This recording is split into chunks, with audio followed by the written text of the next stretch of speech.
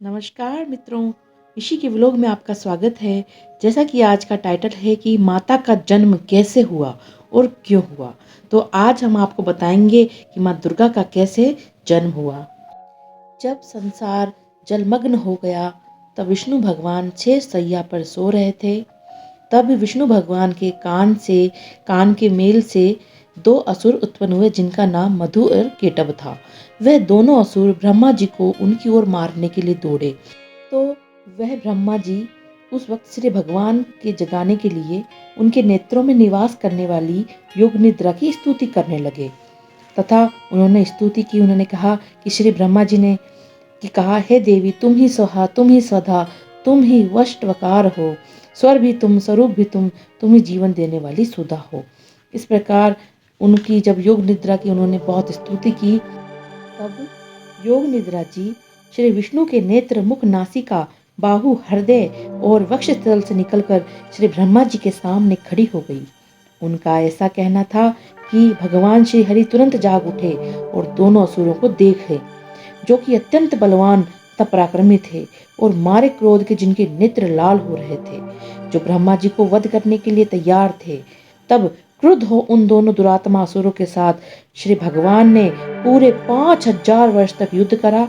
एक तो वे अत्यंत बलवान तथा पराक्रमी थे, दूसरे महामाया ने भी उन्हें मोह में डाल रखा था। अतः वे श्री भगवान से कहने लगे, हम दोनों तुम्हारी वीरता से अत्यंत प्रसन्न हैं, तुम हमसे कोई वर मांगो। भगवान ने कहा, यदि तुम मुझ पर प्रसन्न हो तो अब तुम मेरे हाथों से मर जाओ, बस इतना सा ही वर मैं तुमसे मांगता हूँ। यहाँ दूसरे वर से क्या प्रयोजन है? महर्षि मेधा बोले। इस तरह से जब वे धोखे में आ गए और अपने चारों ओर जल ही जल देखा, तो श्री भगवान हरि से कहने लगे, जहाँ पर न जल हो, सूखी जमीन हो, उसी जगह हमारा वध कीजिए। महर्षि मेधा कहते हैं, तथास्तु। भगवान श्री हरि ने उन दोनों को अपनी जांग पर लिटाकर उन दोनों के शीश काट डाले। इस तरह से ये देवी श्री ब्रह्मा जी की स्तुति करने पर प्रकट हुई थी। देवी के जन्म की कहानी अब हम आपको विस्तार से बताते हैं, सो सुनिए। माता देवताओं के तेज से माता प्रकट हुई थी। महर्षि मेधा बोले कि प्राचीन काल में देवताओं और असुरों में पूरे 100 वर्षों तक घोर युद्ध हुआ था। उनमें असुरों का स्वामी महिषासुर था, जो देवराज इंद्र और देवता के नायक थे। इस युद्ध में देवताओं की सेना परास्त हो गई थी और इस प्रकार संपूर्ण देवताओं को जीत महिषासुर इंद्र बन बैठा था। युद्ध के पश्चात हारे हुए देवता प्रजापति श्री ब्रह्मा को साथ लेकर उस स्थान पर पहुंचे जहां पर भगवान शंकर विराजमान थे। देवताओं ने अपनी हार का सारा वृत्तांत भगवान श्री विष्णु और शंकर जी को कह सुनाया। वे कहने लगे, हे प्रभु, महिषासुर सूर्य, इंद्र, अग्नि, वायु, चंद्रमा, यम, वरुण तथा अन्य देवताओं के सब अधिकार छीनकर सबका अधिष्ठाता स्वयं बनकर बैठ गया है। उसने समस्त देवताओं को स्वर्ग से निकाल दिया है। वह मनुष्यों की तरह पृथ्वी पर विचर रहे हैं। दैत्यों की सारी करतूत हमने आपको सुना दी और आपकी शरण में इसलिए आए हैं कि आप उनके वध का कोई उपाय सोचें। देवताओं की बातें सुनकर भगवान श्री विष्णु और शंकर जी की को दैत्यों पर बड़ा गुस्सा आया। उनकी भौहें तन गई और आंखें लाल हो गई। गुस्से में भरे हुए भगवान विष्णु के मुख से बड़ा भारी तेज निकला और उसी प्रकार का तेज भगवान शंकर, ब्रह्मा और इंद्र आदि दूसरे देवताओं के मुख से प्रकट हुआ। फिर वह सारा तेज एक में मिल गया और तेज का पुंज वह ऐसे दिखता था जैसे कि जाज्वल्यमान पर्वत हो। देवताओं ने देखा कि उस पर्वत की ज्वाला चारों ओर फैली हुई थी और देवताओं के शरीर से प्रकट हुए तेज की किसी अन्य तेज से तुलना नहीं हो सकती थी। एक स्थान पर इकट्ठा होने पर वह तेज एक देवी के रूप में परिवर्तित हो गया और अपने सारे प्रकाश से तीनों लोकों में व्यापक जान पड़ा। भगवान शंकर का तेज था, इससे देवी का मुख प्रकट हुआ। यमराज के तेज से उसके सिर के बाल बने। भगवान श्री विष्णु के तेज से उसकी भुजाएं बनी। चंद्रमा के तेज से दोनों स्तन और इंद्र के तेज से जंगा और पिंडली तथा पृथ्वी के तेज से नितंब भाग बना। ब्रह्मा के तेज से दोनों चरण और सूर्य के तेज से उनकी अंगुलियां पैदा हुई और वसुओं के तेज से हाथों की अंगुलियां एवं कुबेर के तेज से नसिका बनी। प्रजापति के तेज से उनके दांत और अग्नि के तेज से उनके नेत्र बने। संध्या के तेज से उनकी भौहें और वायु के तेज से उनके कान प्रकट हुए थे।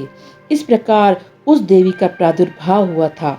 महिषासुर से पराजित देवता उस देवी को देखकर अत्यंत प्रसन्न हुए। भगवान शंकर ने अपने त्रिशूल में से एक त्रिशूल निकालकर उस देवी को दे दिया और भगवान विष्णु ने अपने चक्र में से एक चक्र निकालकर उस देवी को दिया। वरुण ने अपने चक्र में से एक चक्र दिया। वरुण ने शंख भेंट किया, अग्नि ने अग्नि शक्ति दी, वायु ने धनुष बाण दिए। सहस्त्र नेत्रों वाले श्री देवराज इंद्र ने उसे अपने वज्र से उत्पन्न करके वज्र दिया और हैरावत हाथी का एक घंटा उतारकर देवी को भेंट किया। यमराज ने उसे काल दंड में एक दंड दिया और वरुण ने उसे पाश दिया। प्रजापति ने स्फटिक की माला दी और ब्रह्मा जी ने उन्हें कमंडलू दिया। सूर्य ने देवी के समस्त रोमों में अपनी किरणों का तेज भर दिया। काल ने उसे चमकती हुई ढाल और तलवार दी तथा उज्जवल हार और दिव्य वस्त्र उसे भेंट किए। उसके साथ ही उसने दिव्य चूड़ामणि दी, कुंडल, कंकण, उज्जवल अर्धचंद्र, बाहों के लिए बाजूबंद, चरणों के लिए नुपुर, गले के लिए सुंदर हसली, अंगुलियों के लिए रत्नों की बनी हुई अंगूठियां दी। विश्वकर्मा ने उनको फरसा दिया और उसके साथ ही कई प्रकार के अस्त्र और अभेद कवच दिए और इसके अतिरिक्त उसने उसे कभी न कुम्हलाने वाले सुंदर कमलों की मालाएं भेंट की। समुद्र ने सुंदर कमल का फूल भेंट किया। हिमालय ने सवारी के लिए सिंह दिया और तरह तरह के रत्न देवी को भेंट किए। यक्षराज कुबेर ने मधु से भरा हुआ पात्र और शेष नाग ने उन्हें बहुमूल्य मणियों से विभूषित नागहार भेंट किया। इसी तरह दूसरे देवताओं ने भी उन्हें आभूषण और अस्त्र देकर उसका सम्मान किया। इसके पश्चात देवी ने उच्च स्वर से गर्जना की। इसके इस भयंकर नाद से आकाश गूंज उठा। देवी का वह उच्च स्वर से किया हुआ सिंहनाद समा न सका। आकाश उसके सामने बहुत छोटा प्रतीत होने लगा। उससे बड़े जोर की प्रतिध्वनि हुई जिससे समस्त विश्व में हलचल मच गई और समुद्र कांप उठे, धरती डोलने लगी और सब के सब पर्वत हिलने लगे। देवताओं ने उस समय प्रसन्न हो सिंहवाहिनी जगतमयी देवी को कहा, हे देवी, तुम्हारी जय हो, तुम्हारी जय हो। इसके साथ महर्षियों ने भक्ति भाव से विनम्र होकर उनकी स्तुति की। संपूर्ण त्रिलोकी को शोकमग्न देखकर दैत्यगण अपनी सेनाओं को साथ लेकर और हथियार आदि सजाकर उठ खड़े हुए।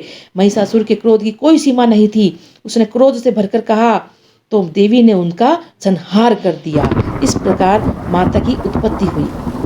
जब देवी ने उस असुर का, महिषासुर का संहार किया तो देवताओं ने प्रसन्न होकर आकाश से उन पर पुष्प की वर्षा की।